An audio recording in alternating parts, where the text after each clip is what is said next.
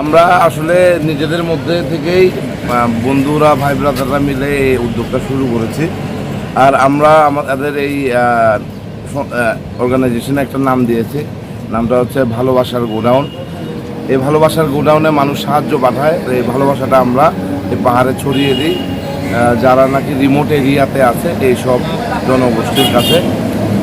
আর আমরা এটা শুরু করেছি এই বন্যার পর থেকেই, আসলে বন্যার একদিন দুদিন পর থেকেই, যে হারে এই খাগড়াছড়িতে মানুষজন ক্ষতিগ্রস্ত হয়েছে। আসলে ঘরে বসে থেকে আমাদের মানে আত্মর সইছিল না, এই জন্য আমরা রাস্তায় নেমে মানুষকে সাহায্যের জন্য হাত বাড়িয়ে দিয়েছি।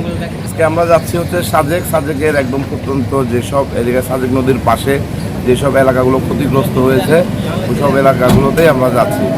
যেমন হচ্ছে সাজেক খাগড়াছড়ি 1, 2, তালছড়া, দেন হচ্ছে কংলাক, এইসব জায়গাগুলোতে আমরা যাচ্ছি। আমরা দিচ্ছি চাল, লবণ, তেল, মরিচ, নাপ্তি, যেসব আনুষঙ্গিক জিনিসগুলো আসলে 1-2 দিন চলা যাবে মানুষ খেয়ে, এইসব জিনিসগুলো আমাদের মিনিমাম 3-4 দিন যাতে খেতে পারে এই আয়োজন আমরা নিয়ে যাচ্ছি আমাদের।